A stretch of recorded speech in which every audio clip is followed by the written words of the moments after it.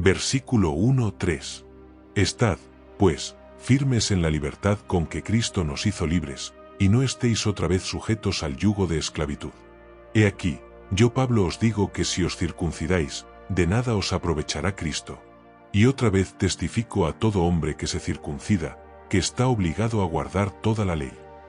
Pablo comienza con un mandato lleno de amor y firmeza. Estad, pues, firmes en la libertad con que Cristo nos hizo libres. Estas palabras resumen todo el mensaje de la carta. Cristo no solo nos liberó del castigo del pecado, sino también del peso de tener que ganarnos el favor de Dios. La libertad del Evangelio es un regalo divino que debemos cuidar con vigilancia espiritual. Estad firmes implica mantenerse firmes en una posición ya conquistada. No se trata de buscar libertad, sino de permanecer en la libertad que Cristo ya otorgó. Porque la verdadera batalla del creyente no es alcanzar la libertad, sino no dejar que nadie se la robe. El enemigo no puede deshacer la cruz, pero puede intentar que vivamos como si nunca hubiera ocurrido. La frase siguiente es una advertencia solemne. Y no estéis otra vez sujetos al yugo de esclavitud. Pablo compara la ley con un yugo pesado, una carga que oprime.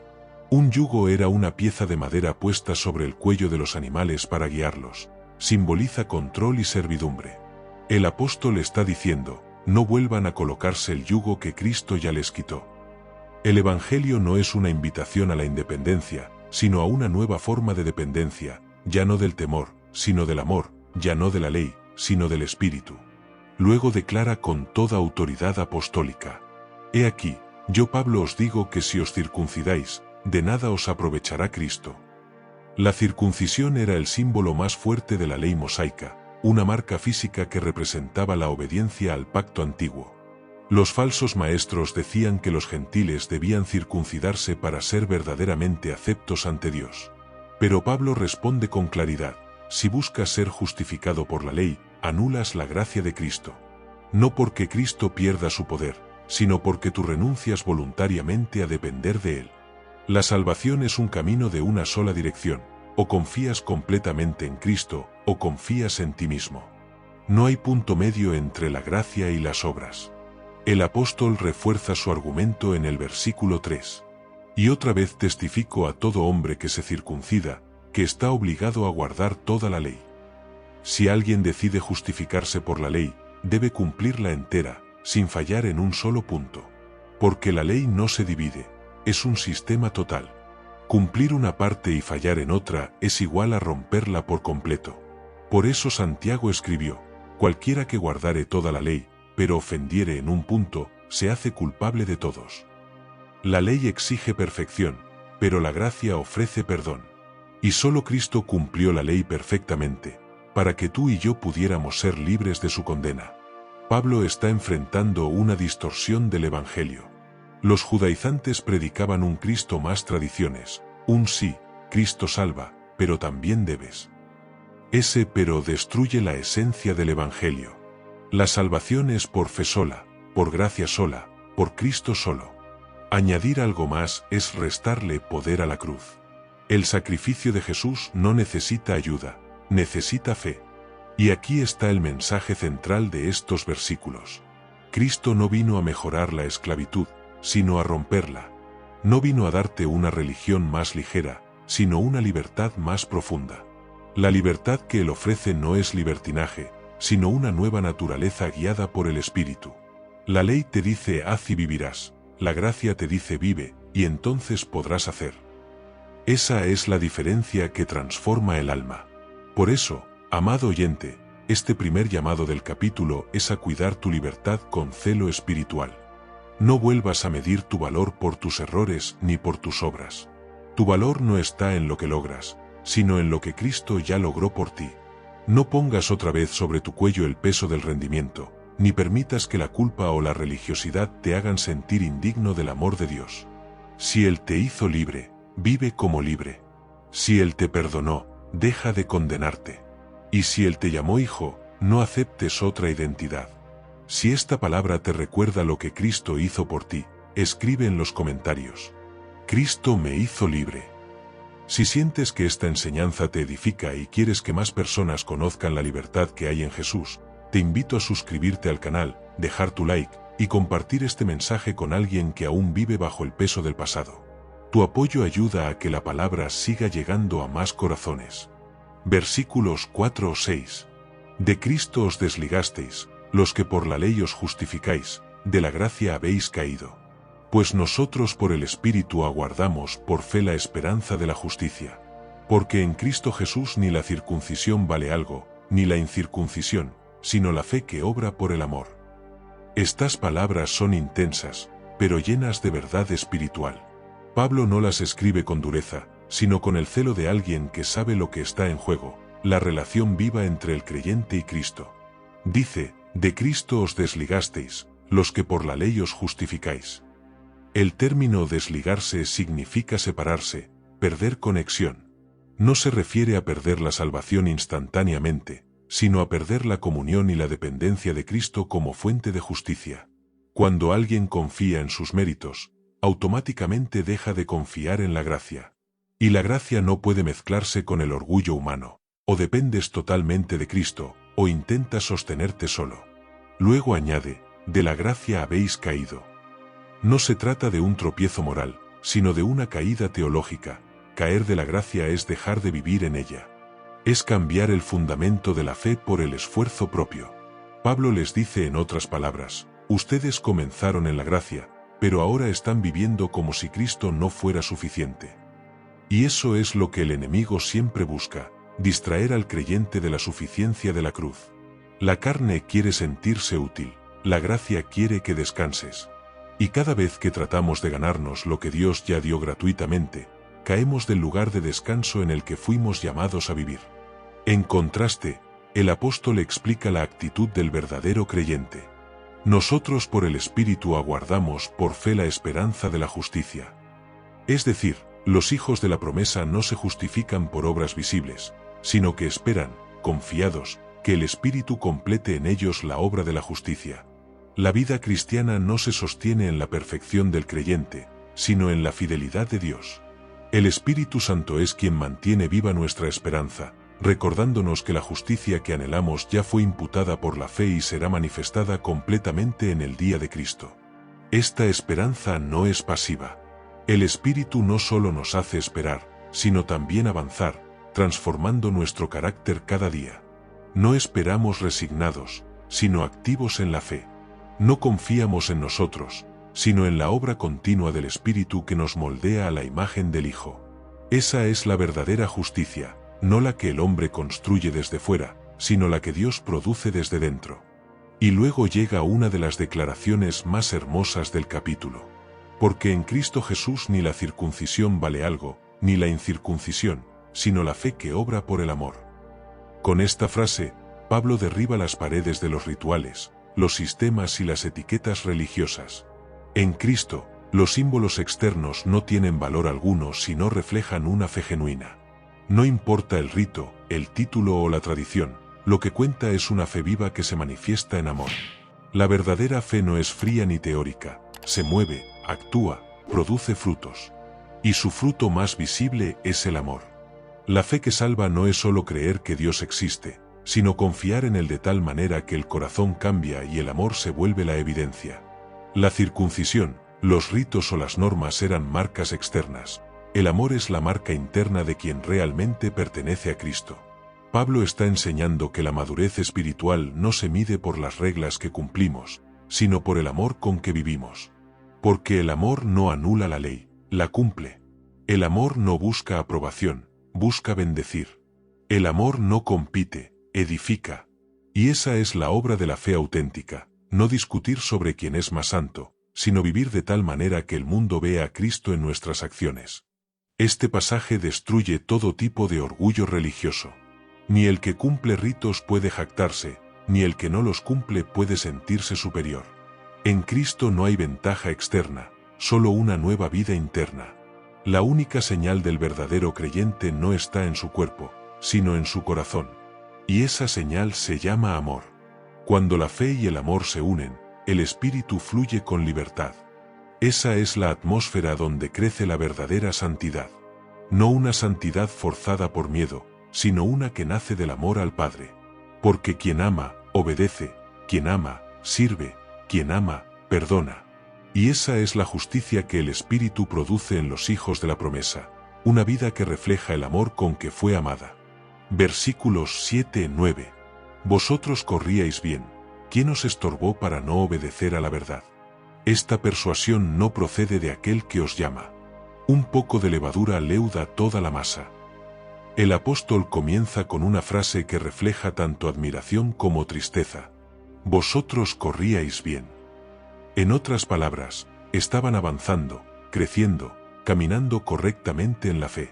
Habían comenzado con pasión, con claridad y convicción en el Evangelio de la gracia. Pero algo, o mejor dicho, alguien, se interpuso en su camino. Pablo pregunta con dolor, ¿quién os estorbó para no obedecer a la verdad? La palabra estorbar se usaba en las competencias atléticas de la época, cuando un corredor impedía que otro siguiera su curso. El apóstol está diciendo, ustedes iban bien, pero alguien los hizo tropezar espiritualmente. El problema no era que hubieran dejado de correr, sino que habían cambiado de dirección. Todavía tenían movimiento, pero ya no en la verdad. Y ese es uno de los engaños más sutiles del enemigo, mantener al creyente activo, pero fuera del camino de la gracia. El peligro no siempre es el estancamiento, sino el movimiento equivocado. Podemos hacer mucho, pero si no corremos hacia Cristo, corremos en vano. Pablo les recuerda de dónde viene la verdad y de dónde no. Esta persuasión no procede de aquel que os llama. Esa frase es crucial. Les dice, esa nueva enseñanza que los convence de volver a la ley no viene de Dios. Porque el Evangelio nunca te lleva de la gracia al esfuerzo, sino del esfuerzo a la gracia. El Espíritu Santo nunca te empuja hacia el temor, sino hacia la libertad. Si algo te aleja de la confianza plena en Cristo, no viene de aquel que te llamó. Aquí vemos una lección importante. No toda voz espiritual viene de Dios. Hay persuasiones que suenan correctas, pero desvían el corazón del Evangelio. La gracia siempre te lleva a descansar. La mentira siempre te lleva a demostrar. Dios llama con amor, el enemigo manipula con culpa. Por eso Pablo los despierta, reconozcan la fuente de lo que están escuchando. Si esa doctrina los hace sentirse menos libres, menos amados, menos perdonados, no proviene del Espíritu del Señor. Entonces introduce una imagen poderosa y sencilla. Un poco de levadura leuda toda la masa. La levadura en la Biblia muchas veces representa el pecado o la corrupción doctrinal. Es pequeña, casi imperceptible, pero su efecto es total. Solo un poco de enseñanza falsa basta para alterar todo el mensaje del Evangelio. Pablo advierte, la contaminación doctrinal no se queda quieta, se extiende. Un error pequeño sobre la gracia puede producir esclavitud espiritual a gran escala. Por eso debemos cuidar la pureza del Evangelio como se cuida el pan de la mesa, sin mezcla, sin aditivos, sin levadura humana. Los falsos maestros no estaban negando a Cristo abiertamente, pero estaban añadiendo algo a su obra. Y eso es suficiente para corromper el mensaje. Un evangelio que dice Cristo más algo ya no es evangelio.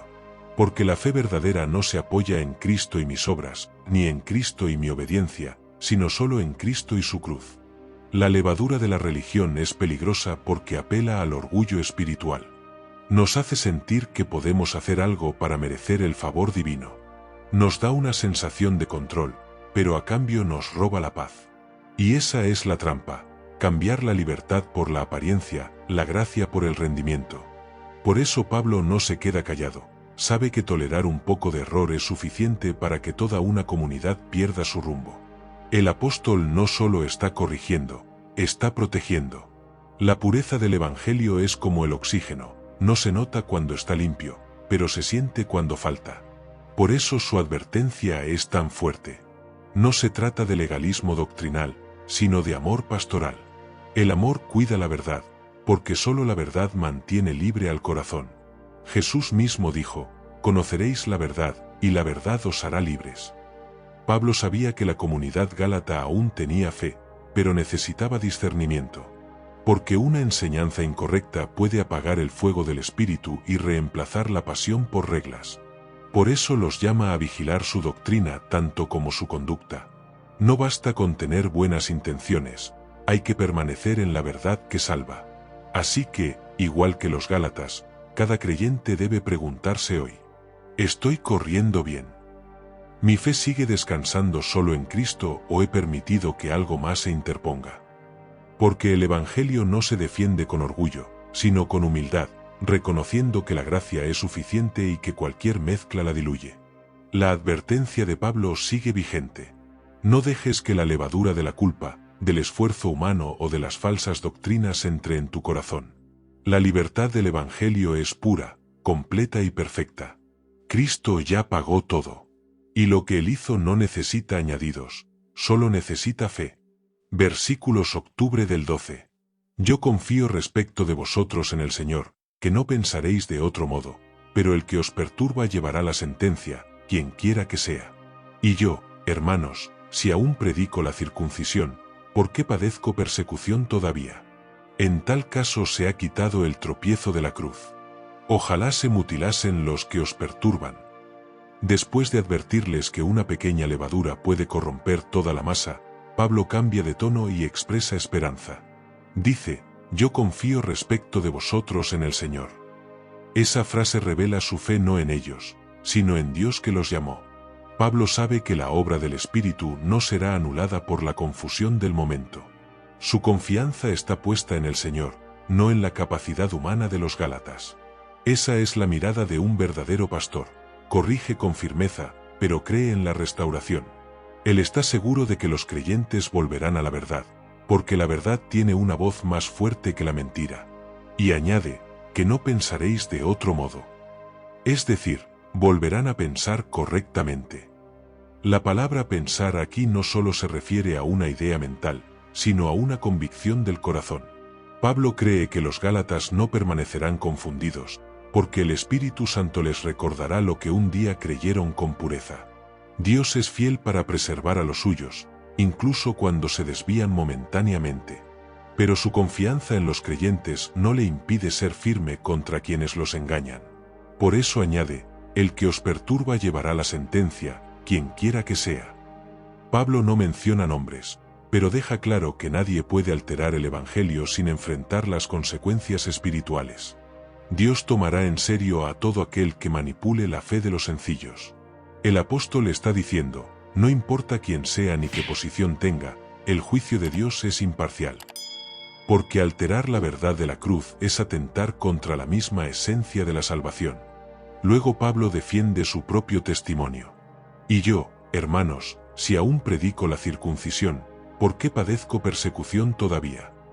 Los falsos maestros probablemente afirmaban que Pablo predicaba la circuncisión para agradar a los judíos, pero él los desmiente con una lógica impecable.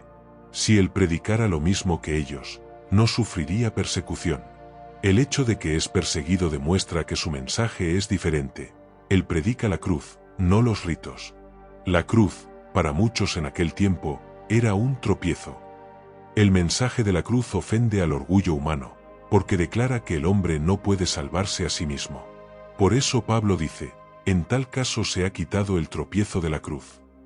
Si predicara la circuncisión, si mezclara la ley con la gracia, su mensaje no sería ofensivo. Sería aceptado, popular, cómodo. Pero la cruz no busca aceptación, busca redención. Y el Evangelio verdadero siempre incomodará al ego, porque pone toda la gloria en Cristo y ninguna en el hombre. Aquí encontramos una verdad poderosa. Si el Evangelio que escuchas nunca te confronta, probablemente no sea el Evangelio de la cruz. La cruz hiere al orgullo, pero sana al alma. Desarma nuestra autosuficiencia, pero nos reviste de gracia. Por eso muchos prefieren una religión sin cruz, porque la cruz exige rendición. Y eso es precisamente lo que Pablo defiende. Él no predica una fe cómoda, sino una fe transformadora. Finalmente, el apóstol pronuncia una frase fuerte. Ojalá se mutilasen los que os perturban. No es una expresión de odio, sino una manera enérgica de mostrar su indignación santa. Está diciendo, si están tan obsesionados con la circuncisión, que se vayan más allá y se aparten completamente. Era una ironía dura, pero necesaria para dejar clara la gravedad del engaño. Pablo no habla como un hombre airado, sino como un soldado defendiendo el Evangelio que libera almas. El enemigo espiritual había sembrado confusión, y el apóstol usa un lenguaje fuerte para proteger a la Iglesia. Detrás de estas palabras hay una lección profunda. El amor verdadero a la verdad incluye intolerancia al error. No por orgullo, sino por protección. El mismo Pablo que llama a amar también enseña a discernir. Porque si el Evangelio se diluye, el alma vuelve a la esclavitud. Y si la cruz se reemplaza por rituales, el hombre pierde la libertad que Cristo ganó con sangre.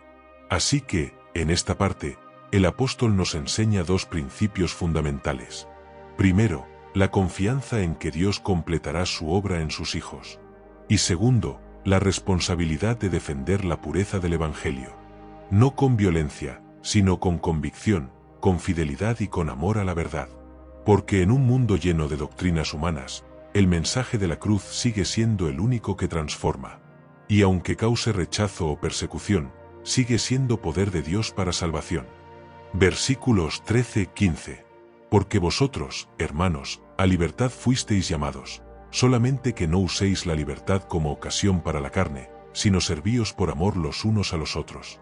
Porque toda la ley en esta sola palabra se cumple: amarás a tu prójimo como a ti mismo. Pero si os mordéis y os coméis unos a otros, mirad que también no os consumáis unos a otros. Estas palabras son el corazón práctico del capítulo. Después de liberar a los creyentes del yugo de la ley, Pablo les enseña cómo evitar otro extremo igual de peligroso: el abuso de la libertad. Porque hay dos esclavitudes opuestas, una es la del legalismo, la otra, la del libertinaje. Y ambas alejan al alma del verdadero propósito de la gracia. El apóstol comienza con una afirmación gloriosa: a libertad fuisteis llamados. No es una libertad cualquiera, sino una vocación divina. No es producto de la casualidad, sino del llamado de Dios. Cristo no solo nos salvó del pecado, también nos salvó del miedo, del peso del deber y del orgullo espiritual. Fuiste llamado para ser libre, no para vivir oprimido por normas humanas ni esclavizado por tus propios deseos. Esa libertad es un don santo, y por eso debe usarse con sabiduría espiritual. Luego advierte: solamente que no uséis la libertad como ocasión para la carne. La palabra ocasión se refiere a un punto de partida o una base de operaciones, como un terreno desde donde se lanza un ataque. Pablo está diciendo: no conviertas la libertad en una base desde la cual la carne opere. La gracia no es un permiso para pecar, es el poder para vivir diferente. El que usa la libertad para complacer su carne no ha entendido la libertad del espíritu. Porque la libertad cristiana no es el fin de la obediencia, sino el comienzo del amor. No se trata de escapar de las reglas, sino de caminar en comunión con el Espíritu que nos guía a toda verdad. Y luego presenta el contraste divino: sino servíos por amor los unos a los otros. Aquí está el secreto: la libertad que no se convierte en servicio termina en egoísmo. El verdadero fruto de la libertad es el amor.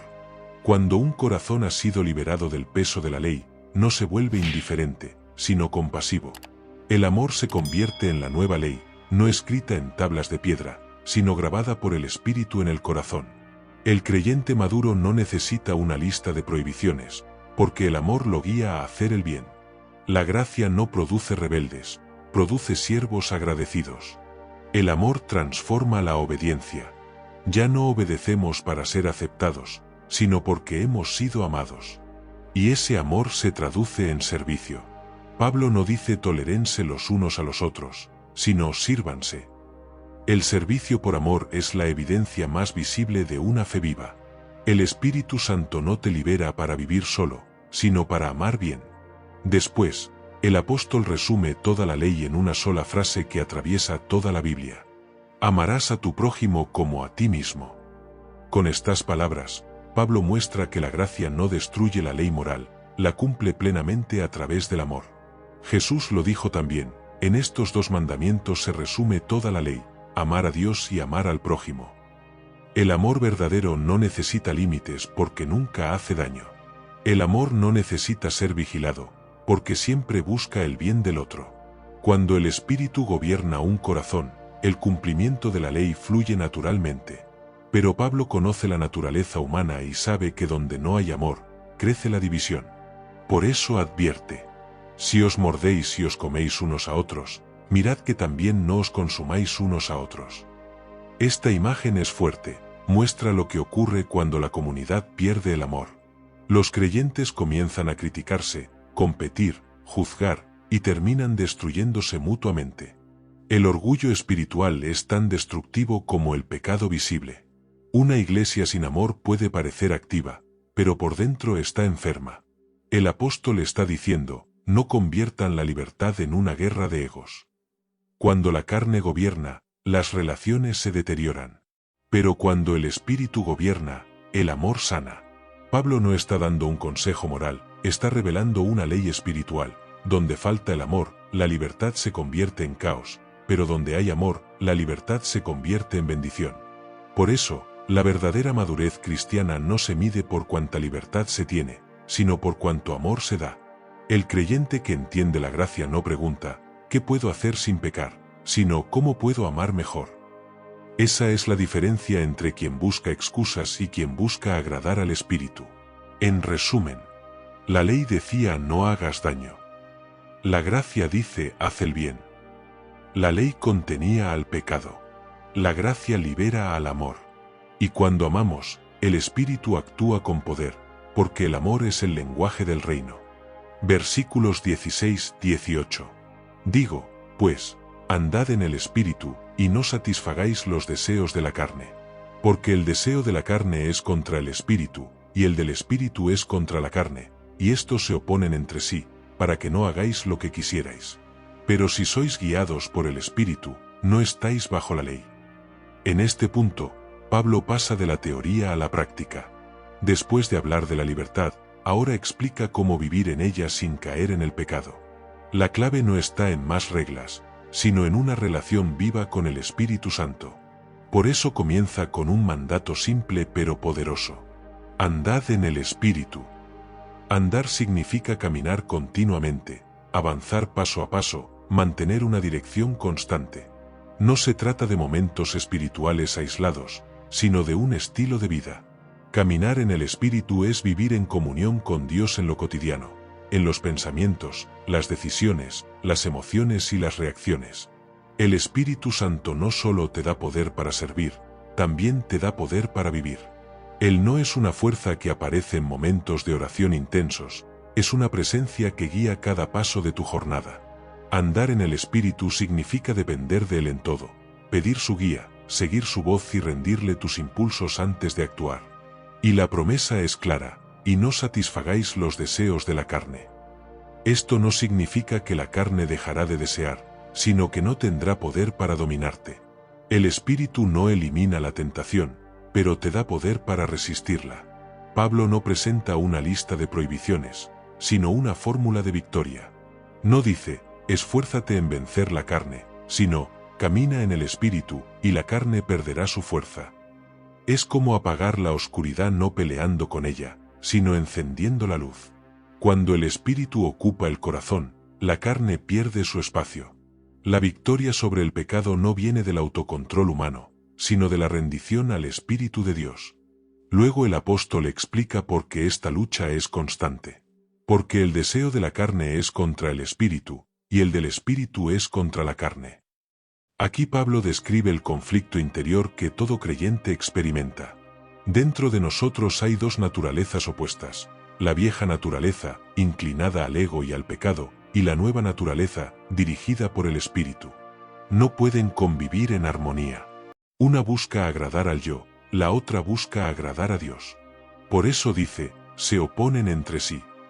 Esta oposición no significa que el creyente está condenado al fracaso, sino que la batalla es señal de vida espiritual. El inconverso no lucha entre carne y espíritu, porque no tiene al Espíritu; el creyente sí. Esa tensión es evidencia de que Dios está obrando. Cada vez que sientes resistencia interior al pecado, es porque el Espíritu te está defendiendo. Y cada vez que la carne te empuja a lo contrario, es porque el enemigo intenta apagar lo que el Espíritu enciende. Por eso Pablo añade: para que no hagáis lo que quisierais. El Espíritu impide que el creyente siga el impulso de la carne, y la carne intenta impedir que el creyente siga al Espíritu. El resultado es una vida de discernimiento y dependencia diaria. La victoria no se logra eliminando la lucha, sino escogiendo cada día quien gobierna. No puedes evitar que la carne hable, pero sí puedes decidir a quién obedecer. Y cuando el espíritu ocupa el primer lugar, la carne se somete. No por esfuerzo, sino por autoridad divina. El espíritu no negocia con la carne, la crucifica. Por eso andar en el espíritu no es perfección instantánea, sino progreso continuo bajo su dirección. Finalmente, Pablo da una frase que resume toda la libertad del Evangelio. Pero si sois guiados por el Espíritu, no estáis bajo la ley. Esto significa que la verdadera libertad del cristiano no es anarquía, es guía. No vivimos sin dirección, sino bajo la dirección del Espíritu Santo. El creyente guiado por el Espíritu ya no necesita que la ley lo controle desde afuera, porque el amor lo guía desde adentro. La ley decía no robes, el Espíritu produce generosidad. La ley decía no mates, el Espíritu enseña a perdonar. La ley decía no codicies, el Espíritu enseña a contentarse. Así, el Espíritu cumple en nosotros lo que la ley nunca pudo lograr, un corazón transformado. Ser guiado por el Espíritu no significa no tener reglas, sino tener relación. Cuando el Espíritu gobierna, la obediencia deja de ser una carga y se convierte en un deleite. La fe deja de ser esfuerzo y se convierte en confianza. El creyente maduro no depende de mandamientos externos, porque el Espíritu escribe la voluntad de Dios en su interior. Esa es la libertad más alta, no hacer lo que quiero, sino querer lo que agrada al Señor. En resumen, la carne busca placer inmediato, el Espíritu busca propósito eterno. La carne vive por impulso, el Espíritu actúa con sabiduría. La carne te arrastra al pasado, el Espíritu te impulsa al futuro de Dios. Y cada día debemos elegir quién tendrá la última palabra en nuestra vida. Cuando decides andar en el Espíritu, eliges el camino de la paz, del dominio propio y de la plenitud. Versículos 19-21. Y manifiestas son las obras de la carne, que son adulterio, fornicación, inmundicia, lascivia, idolatría, hechicerías, enemistades, pleitos, celos, iras, contiendas, disensiones, herejías, envidias, homicidios, borracheras, orgías y cosas semejantes a estas, acerca de las cuales os amonesto, como ya os lo he dicho antes, que los que practican tales cosas no heredarán el reino de Dios. Hasta este punto, Pablo ha hablado del conflicto entre la carne y el espíritu. Ahora nos muestra cómo se manifiesta la carne cuando toma el control. No se trata de simples errores morales, sino de la evidencia de un corazón desconectado de la guía del Espíritu Santo. Y empieza diciendo algo clave: manifiestas son las obras de la carne. Es decir, no se pueden ocultar. Tarde o temprano, la carne produce frutos visibles, comportamientos, pensamientos o deseos que reflejan la ausencia del dominio del Espíritu. La primera categoría de pecados que menciona tiene que ver con la impureza sexual. Adulterio, fornicación, inmundicia, lascivia. Estos pecados destruyen la santidad del cuerpo y del corazón. El adulterio rompe los pactos, la fornicación deshonra el diseño de Dios, la inmundicia contamina el alma con deseos perversos, y la lascivia, o libertinaje, describe una actitud sin vergüenza ni freno moral. El cuerpo, creado para reflejar la gloria de Dios, se convierte en instrumento de pecado cuando gobierna la carne.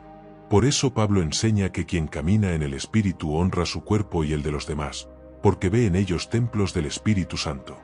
La segunda categoría tiene que ver con el ámbito espiritual. Idolatría, hechicerías.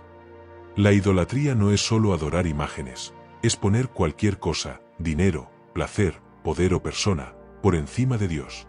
Es permitir que el corazón se postre ante lo creado, en lugar de ante el Creador. Y la hechicería, en el original griego parmakeia, incluye toda práctica de manipulación espiritual o uso de sustancias para controlar, engañar o alterar la voluntad. Ambas tienen en común un mismo espíritu: querer dominar lo espiritual sin someterse a Dios. Y todo intento de ejercer poder sin obediencia al Espíritu se convierte en rebelión. Luego Pablo menciona los pecados relacionales, los más comunes dentro de las comunidades y familias. Enemistades, pleitos, celos, iras, contiendas, disensiones, herejías. Estos pecados destruyen la unidad, el amor y la paz. La carne no sabe convivir, solo competir. La enemistad crea barreras, el pleito rompe la comunión, los celos generan inseguridad, la ira desata violencia, las contiendas siembran división, las disensiones fragmentan los corazones, y las herejías distorsionan la verdad. Cuando la carne domina, el ego reemplaza al espíritu, y el amor deja de ser el centro. Después menciona pecados de motivación interna y autodestrucción. Envidias, homicidios, borracheras, orgías. La envidia corroe el alma, porque no soporta el bien ajeno. El homicidio es su fruto extremo. La borrachera y la orgía representan la pérdida del dominio propio, el alma buscando en los excesos el consuelo que solo Dios puede dar. Y cuando la vida gira en torno a los placeres y no al espíritu, la persona termina vacía, sin propósito, sin paz. Luego Pablo añade, y cosas semejantes a estas. Esto significa que su lista no es exhaustiva. Todo lo que brota del egoísmo, del orgullo, del descontrol y de la rebeldía, pertenece al mismo campo de la carne. La carne siempre busca placer inmediato y gloria personal, aunque eso signifique romper la comunión con Dios. Por eso el apóstol no está haciendo una simple lista moral, está mostrando el resultado natural de vivir desconectado del espíritu. Finalmente advierte con solemnidad: los que practican tales cosas no heredarán el reino de Dios. Esta frase no se refiere a quienes tropiezan ocasionalmente, sino a quienes viven deliberadamente en esos caminos, sin arrepentimiento ni transformación. La palabra practicar implica hábito, estilo de vida, consentimiento continuo. El que vive bajo el gobierno de la carne demuestra que no ha entregado su corazón al señorío de Cristo. Porque el Espíritu Santo no puede habitar cómodamente en un corazón que decide amar el pecado. El reino de Dios no es un lugar al que se accede por moralidad, sino por transformación. Y quien realmente ha nacido de nuevo no puede permanecer igual. No se trata de perfección, sino de dirección. El que vive en Cristo se aleja progresivamente de las obras de la carne y permite que el Espíritu moldee su carácter. Cada caída se convierte en una oportunidad para volver, y cada victoria, en una muestra del poder de Dios. Este pasaje no fue escrito para condenar, sino para advertir y despertar. Pablo no quiere infundir miedo, sino claridad. Porque el enemigo siempre intentará convencerte de que puedes vivir a medias, un poco en la carne, un poco en el espíritu. Pero el apóstol aclara, no hay punto neutral. O la carne gobierna, o gobierna el espíritu. Y cada decisión diaria revela a quien hemos decidido obedecer. Así que, si alguna de estas obras aún domina áreas de tu vida, no te condenes, pero tampoco las ignores. Entrégalas al Espíritu Santo. Él no te acusa, te transforma. No vino a señalarte, sino a liberarte. Y donde el Espíritu de Dios habita, allí la carne pierde poder. Versículos 22-23. Mas el fruto del Espíritu es amor, gozo, paz, paciencia, benignidad, bondad, fe, mansedumbre, templanza. Contra tales cosas no hay ley. Pablo comienza con una palabra muy significativa, más, es decir, en contraste. Después de enumerar las obras destructivas de la carne, presenta el retrato de una vida restaurada por el Espíritu. Y lo primero que destaca es que dice el fruto del Espíritu, no los frutos. Es singular, porque en realidad es un solo fruto con múltiples manifestaciones. No son 9 virtudes separadas, sino 9 expresiones del carácter de Cristo formado en el creyente. El fruto del Espíritu no se fabrica, se da naturalmente cuando el árbol está vivo y conectado a su fuente. Así como una rama no puede producir frutos si se separa del tronco, el creyente no puede producir vida espiritual sin comunión con el Espíritu Santo. No es cuestión de esfuerzo humano, sino de rendición divina. La carne trabaja, el Espíritu produce. Y cuando el Espíritu gobierna, el resultado es visible, hermoso y contagioso. Veamos cada una de estas virtudes. Amor. Es el primero porque es la raíz de todos los demás. El amor del Espíritu no es un sentimiento, es una decisión constante de buscar el bien del otro, incluso cuando duele. Es el amor que perdona, que sirve, que sacrifica, que no busca lo suyo. Es el amor que Cristo mostró en la cruz y que el Espíritu derrama en nuestros corazones. Todo creyente maduro ama, no porque sea fácil, sino porque el Espíritu ama a través de él. Gozo. El gozo del Espíritu no depende de las circunstancias, sino de la presencia de Dios. No es euforia momentánea, sino una alegría profunda que se mantiene incluso en medio del dolor. El gozo espiritual nace de saber que, aunque todo cambie, Cristo sigue siendo fiel. Es la canción que el alma canta aun cuando el cielo está nublado. Paz. La paz no es ausencia de problemas, sino presencia de confianza. Es ese descanso interior que te permite dormir en medio de la tormenta, porque sabes que Jesús está en la barca. El Espíritu Santo produce paz cuando aprendes a soltar el control y confiar en que el Padre tiene el dominio. La carne se desespera, el Espíritu reposa. Paciencia. Literalmente significa resistencia bajo presión.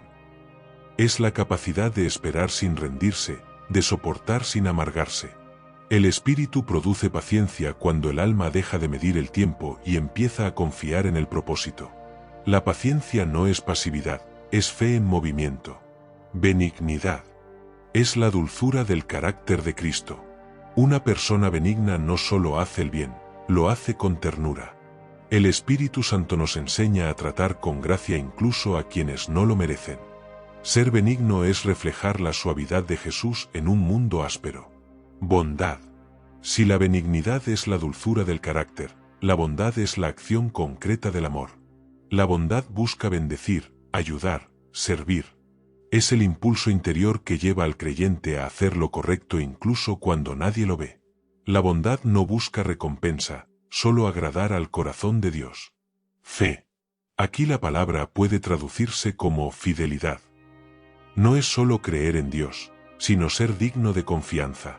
El Espíritu Santo produce en el creyente una fe constante, una lealtad firme que no se mueve por emociones. Ser fiel es seguir confiando aunque no haya señales visibles. Esa fe sostiene, inspira y vence. Mansedumbre. Es una de las virtudes más incomprendidas. Muchos la confunden con debilidad, pero en realidad es poder bajo control. La mansedumbre es la actitud del que tiene autoridad, pero no la usa para humillar. Es la fuerza que sabe cuándo callar, cuándo perdonar y cuándo esperar. Jesús dijo, «Aprended de mí, que soy manso y humilde de corazón». La mansedumbre es el lenguaje del Espíritu en un corazón gobernado por la gracia. Templanza, también llamada dominio propio. Es la capacidad de decir no cuando la carne grita sí. No se trata de reprimir emociones, sino de vivir bajo la dirección del Espíritu. La templanza no se logra por disciplina humana, sino por transformación interior. El Espíritu te enseña a controlar los impulsos, a discernir los tiempos y a responder con sabiduría donde antes reaccionabas con enojo. Después de enumerar estas virtudes, Pablo concluye: «Contra tales cosas no hay ley». Esto significa que quien vive así no necesita reglas externas, porque el Espíritu ha escrito la ley en su corazón. Ninguna norma puede prohibir el amor, la paz o la bondad. Cuando el Espíritu gobierna, la ley se cumple naturalmente. La vida espiritual ya no se rige por debes o no debes, sino por el amor que guía cada paso. El contraste con las obras de la carne es total. Las obras de la carne son muchas, pero el fruto del Espíritu es uno. Las obras se hacen, el fruto se da. Las obras producen culpa, el fruto produce gozo. Las obras esclavizan, el fruto libera. Y solo quien vive en comunión con el Espíritu puede experimentar esa vida abundante. El fruto del Espíritu no se logra en un día, se cultiva con tiempo, obediencia y rendición. Así como un árbol no da fruto de inmediato, el creyente tampoco. Pero si permanece en Cristo, su carácter irá madurando. Y aunque el proceso sea lento, el resultado será glorioso: reflejar a Jesús en cada área de la vida. Si anhelas que el Espíritu produzca este fruto en ti, escribe en los comentarios: «Señor, hazme dar fruto para tu gloria». Versículos 24 o 26. Pero los que son de Cristo han crucificado la carne con sus pasiones y deseos. Si vivimos por el Espíritu, andemos también por el Espíritu. No nos hagamos vanagloriosos, irritándonos unos a otros, envidiándonos unos a otros. Pablo comienza con una afirmación que define la identidad del creyente. Los que son de Cristo. No se refiere a una religión, ni a una denominación, ni a una afiliación, sino a una pertenencia espiritual. Ser de Cristo es haber sido comprado por su sangre, nacido de su espíritu y sellado para su gloria. Es la declaración más alta que un ser humano puede pronunciar: yo soy de Cristo. Y esa pertenencia no se demuestra con palabras, sino con una vida transformada. Luego añade: han crucificado la carne con sus pasiones y deseos. Esta frase describe lo que ocurre en el corazón del verdadero creyente. Cuando alguien entrega su vida a Cristo, la carne no desaparece, pero queda crucificada. Es decir, pierde el derecho a gobernar. Crucificar la carne no es suprimir deseos con fuerza humana, sino negarle autoridad. Es un acto continuo de rendición, una decisión diaria: no mi voluntad, sino la tuya. El verbo han crucificado está en pasado perfecto, lo que indica algo que ya ocurrió en el momento de la conversión. Cuando creíste en Cristo, tu vieja naturaleza fue clavada simbólicamente en la cruz con Él. Y aunque todavía intenta resucitar cada día, el creyente debe recordarle: tú ya estás crucificada. La carne grita, pero el Espíritu responde. La carne desea, pero el Espíritu dirige. Y cuanto más te rindes al Espíritu, menos fuerza tiene la carne para dominarte. Esta crucifixión espiritual no es dolor físico, sino transformación interior. Significa morir a los viejos hábitos, pensamientos y motivaciones que antes controlaban tu vida. Significa decirle no al orgullo, a la venganza, al deseo desordenado y al ego. No porque seas fuerte, sino porque el Espíritu Santo te da poder para hacerlo. La carne no se reforma, se crucifica. No se negocia con ella, se somete a la cruz. Y cuando el creyente entiende esto, comienza a vivir en una libertad verdadera y profunda. Luego Pablo nos recuerda algo esencial. Si vivimos por el Espíritu, andemos también por el Espíritu. Es decir, si la vida espiritual comenzó por la obra del Espíritu Santo, entonces también debe continuar bajo su guía. El mismo Espíritu que te dio nueva vida es el que te ayuda a mantenerla. Vivir por el Espíritu no es un evento del pasado, es una relación diaria. No basta con haber nacido del Espíritu, hay que aprender a caminar con Él. Muchos comienzan bien, pero luego tratan de continuar en sus propias fuerzas. Y eso es lo que Pablo corrige: no olviden quién los hizo vivir. El Espíritu no solo nos da salvación, sino dirección, consuelo y corrección. Andar en el Espíritu significa moverse a su ritmo, obedecer su voz y depender de su poder. Cuando Él guía, hay paz. Cuando Él corrige, hay fruto. Y cuando Él gobierna, hay victoria. Por eso, vivir por el Espíritu no es solo orar o sentir emociones, es permitir que cada área de tu vida refleje su presencia. Desde la forma en que hablas hasta cómo reaccionas, desde tus pensamientos hasta tus decisiones. El Espíritu no te separa de la realidad, te enseña a vivirla con sabiduría. Y cuando caminas con Él, incluso las batallas se vuelven parte del propósito. Finalmente, Pablo cierra con una advertencia práctica.